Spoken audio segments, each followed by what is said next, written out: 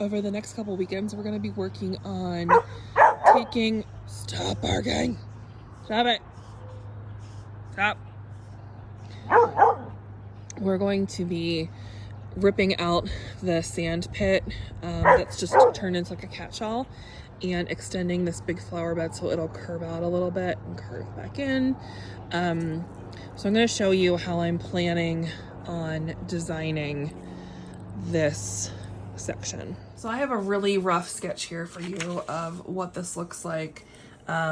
We've got our shed, and the original sand pit is right here. It's just really this angular bed right now that essentially like stops here.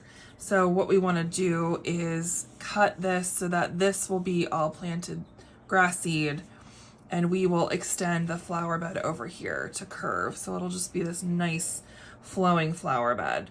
I know for sure we want to put something really tall here in the corner. I'm not quite sure if we're going to go for a small tree or a shrub. We're going to see what our nursery has this year, and it'll just depend on, you know, is it something that we already have and love and does really well here, or do they have something that we had not thought about before? And that will go for all of these plants as well. But let me show you what I'm going to be looking at when we get to the nursery. I keep a big envelope of all of the plants that we have on our property, but I'm just going to share with you this tag because this is what I'm going to be paying attention to when we get to the nursery. This is for the Scotch broom, and it tells me so much information that I want to pay attention to, like the fact that it's deer resistant. So some of the tags are not going to be this thorough. They might just be these little guys instead, but it's going to have all of the information that you need on it to make sure that you're getting the best things for your yard. You're going to want to look for what kind of light does it need. So this particular flower bed is going to be partial sun. It's going to get a little bit of shade in the morning, and then it's going to be lasting sun in the afternoon. So I want to make sure that we're picking things that are going to be good for the light that we have.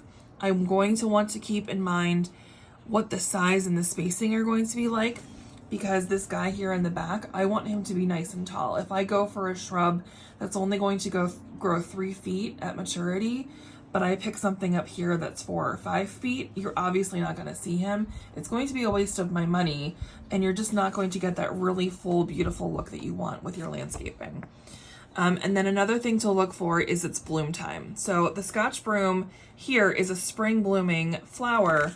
Most of what we already have in the back bed are hostas. We've got a little bit of columbine that's blooming right now, but there isn't a lot of color. So I'm going to want to make sure not only that I'm picking the colors that I want, but that I'm also choosing things that are going to bloom at different times, so that I don't just have all spring blooms back here and then we've got green for summer and fall. I want to make sure that I've got one thing for spring, one thing for summer, and one thing for fall, so there's always some kind of beautiful color here in this corner.